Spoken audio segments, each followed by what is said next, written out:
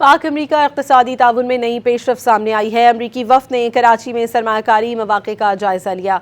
SIFC की मुआवनत से आला सतह अमरीकी कारोबारी वफ़द ने कराची का 2 रोज़ा दौरा किया। अपने दौरे के दूसरे दिन वफ़द ने सूबाई वज़रा से मुलाकात की और अहम सरमायाकारी मौक़े का जायज़ा लिया। मुलाकात में Bin Qasim industrial park, Karachi industrial park और दीगर मनसूबों में सरमायाकारी पर गुफ्तगू की।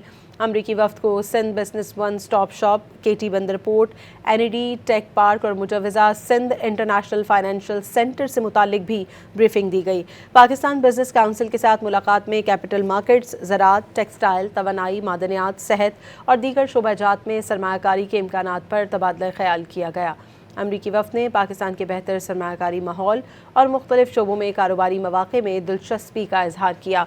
कारोबारी रहनुमाओं ने सरमायाकारों के एतमाद, पॉलिसी तसलसल और कारोबार आसान बनाने के लिए SIFC के किरदार को सराहा।